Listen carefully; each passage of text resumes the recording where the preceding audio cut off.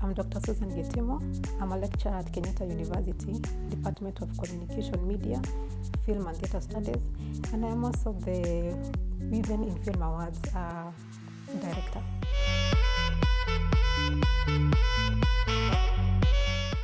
I was born at Kirinyaga County, Kirugoya to be specific. We are 3 girls. I'm actually the third born. My dad is a retired clinical officer. My mom is a retired nurse. Of course, being the last born, spoiled in one way or another, cheeky, and trying to have my way in many ways. At school, a little bit of conflict. Primary school, I went to Kaitheri Primary School. That is where I studied from, I think, class 1 up to class 8. Then from there, I went to Joby High School. That time, Joby High School was mixed. And that was another very beautiful experience, having to interact with boys at that young age. It was good, and it actually even helped me to become even confident, even when you're relating with the other gender. And then, because sometimes I think it has something to do with what I said. I remember when I was in Form 4, and my dad came home with a newspaper, and there was a picture of girls from Daystar University. And I looked at that picture and I thought to myself, Susan, one day you'll go to Daystar. So when I found myself at Daystar, I was like, that is power of the words of my mouth. And I think that is something that my dad has always kept on saying, that prophesy for yourself good things. And despite of whatever is happening around you, it is important that you keep on prophesying good things. And I think when it comes to so much of such prophecies, I think some of the things I have stated with my mouth have actually come to be. And so I'm always careful of what I say to myself. I'm always careful of what I say even to my son. I have a 15-year-old boy now. He's sitting for his KCPE. So after Daystar, I graduated from Daystar in 2004 with a bachelor's in communication, electronic major. And so trying to get a job, of course, the frustration that comes with it.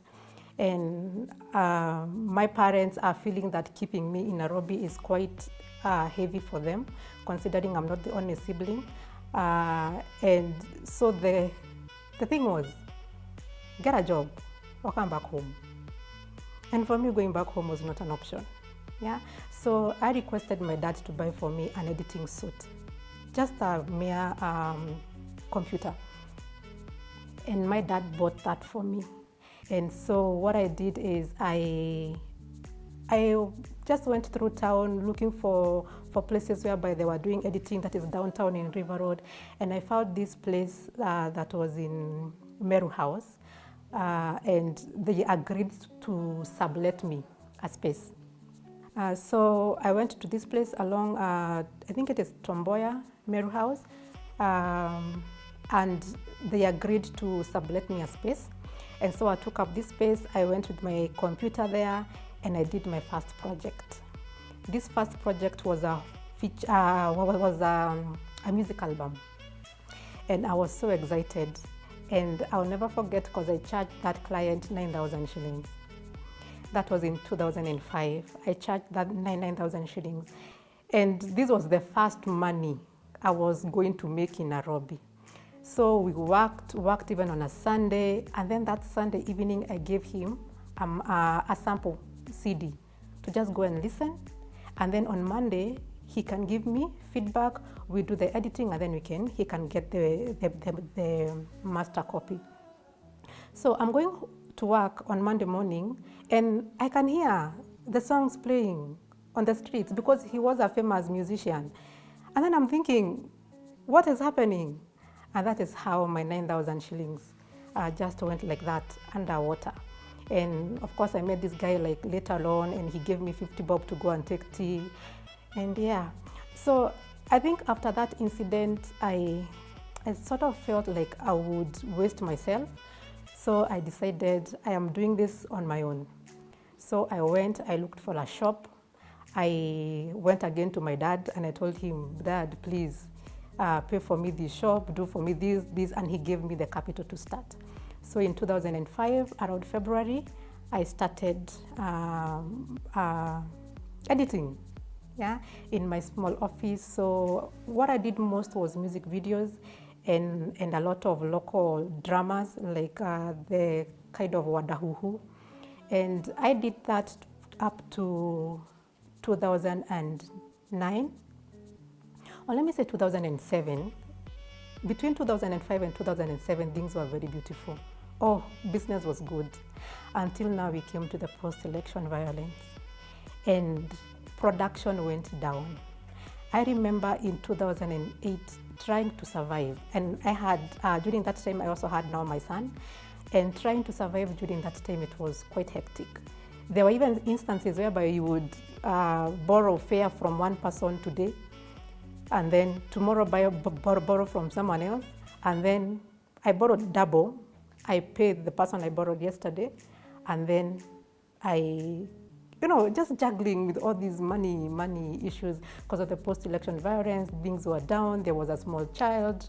My sister had come from Eldoret with all the crashes and all that, so we were living together. And I think sometimes I tell myself, if I survived 2007, 2008 in Nairobi, I think I can survive. Anyway, yeah, it was quite hectic. So in 2009, that is when I decided to go and pursue my master's.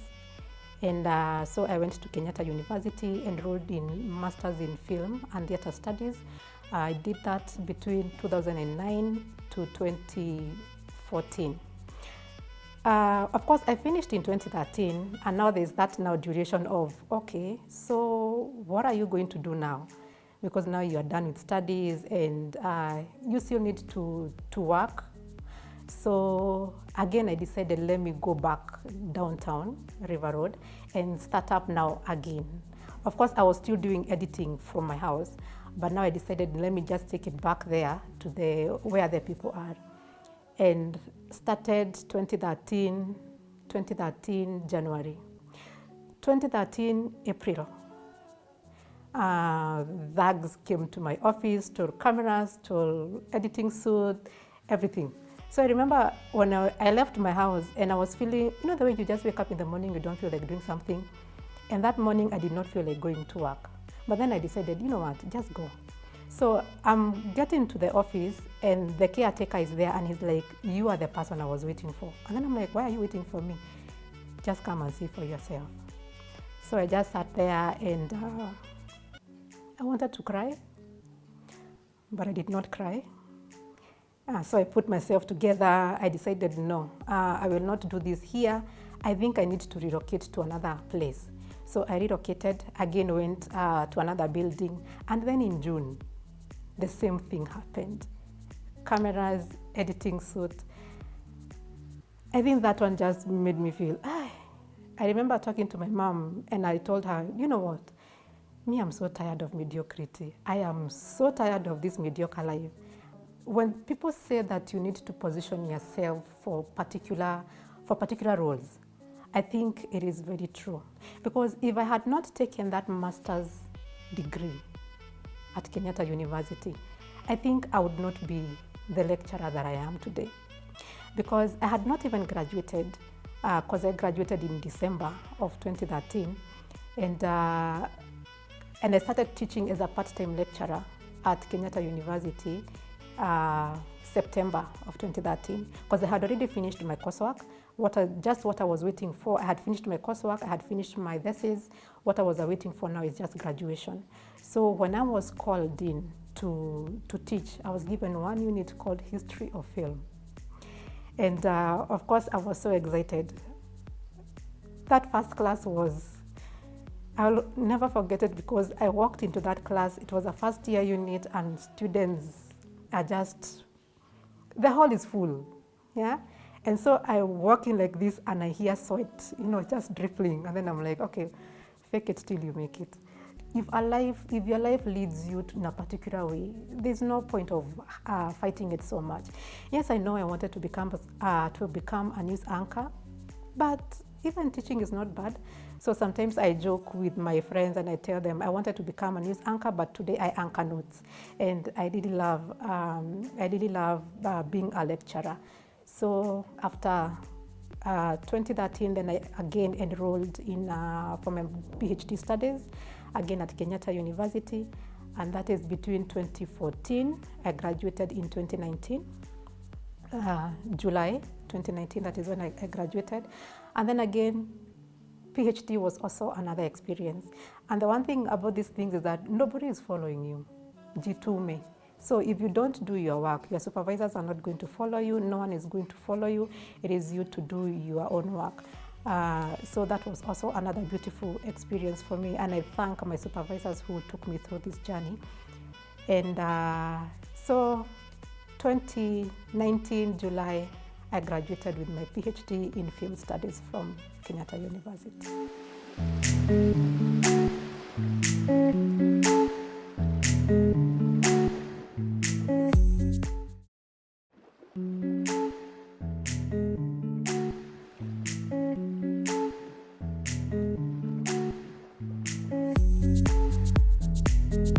2019 again, November, we go for a Women in Film conference that was organized by an NGO called ASMO. And we are seated in this conference. Of course, it is women filmmakers, and women filmmakers are talking about their experiences in the industry and things like that. And it is from that I can say that the idea of coming up with the Women in Film Awards was born. After that, we went out for coffee with Dr. Zipporah Okoth, a very good friend of mine, and Ms. Suki Wanza, another very good friend of mine. And so as we were having coffee, we were like, it is important that we have an award that appreciates women filmmakers in Kenya. Because the story is, the experience that was in that room, it was immense. But yet again, where are these women filmmakers? You know, walking into a room and just finding it full of women filmmakers, but we hardly see them, we hardly hear of them. So we were like, it is important that we come up with a Women in Film Awards. And so now the question was, who is coming up with these awards? And they looked at me. Yeah. And then I was like, okay, you know, and I can say that is where the Women in Film Awards was born, from that conversation on that particular day. And so on that day, we picked a date, the very best time that we can have the awards. And we thought the very best time is to have it during that week coinciding with the International Women's Day, so that we can be able to celebrate women filmmakers during that particular time. And that is how IFA was born. And on 15th of December, that same 2019, we did a call for nominations. And you know, when you do something and at the back of your mind, you're not so sure how the reception will be, but the reception was good. We did that call on 15th of December, and the nominations that came in, even I was like, are you sure? You know, yeah, the nominations came in, and that thought of thinking that there are no women filmmakers, so many women were nominated, and then we were like, this was the right thing. This is something that should have happened even years ago, but we are still glad that it is happening now.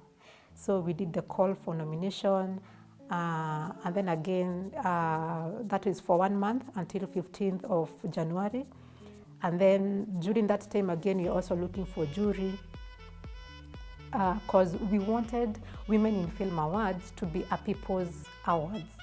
It is about appreciation, as in recognizing women filmmakers in the industry. So we wanted it to come from the people. So instead of asking women filmmakers to send us their films and then a jury would watch and then pick the winner, we wanted that process to start from the public. We are celebrating. And that whole thing of celebration, of course, sometimes in Kenya, we are always accused of saying so many good things to people once they are done or once they are dead. And you are wondering, why didn't you say these things when this person was alive? So we wanted to celebrate women filmmakers when they are still alive. And we know women filmmakers in Kenya, they have been pioneers of filmmaking, yeah? And they have been celebrated outside. The likes of Dr. Anne Mungai, yeah, from her film Saikati, she has been celebrated in other places, but not here in Kenya. The likes of Wanjiru Kenyanjui, yeah, women who have put so much work into this industry, but they have not been recognized here locally. So that is what we wanted. Let it come from the people, and now we celebrate them from that particular perspective. So the jury, then we were able to get a team of jury. Again, the team of jury comes from the industry. This is people who know other women filmmakers, and also themselves they are women filmmakers. And then once the jury selects from the categories we had put out, I think during the first WIFA, we put out 14 categories. And these categories, once they went out, the jury sat, picked 5 nominees from each and every category, and then we sent the nominees again back to the public for voting. And of course, we would want to award every woman filmmaker because it is recognition. But we pick only one for many reasons. Of course, one of them because you cannot award everyone. But even with the nominations themselves, the fact that you have made it into that particular list, I think it is recognition that we see you. That is the most important thing. It is people who have seen what you do. So we see you and we celebrate you.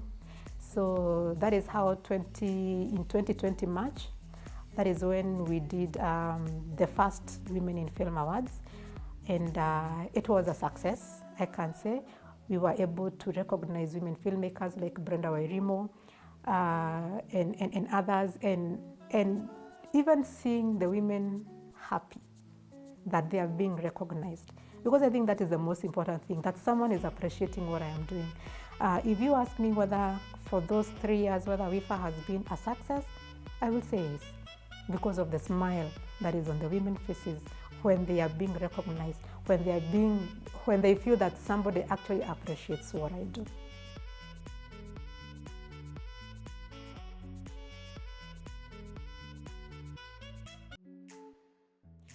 For any young woman who wants to get into film, film is fun, yeah? And let us remove this notion that art does not pay, yeah? Because it pays.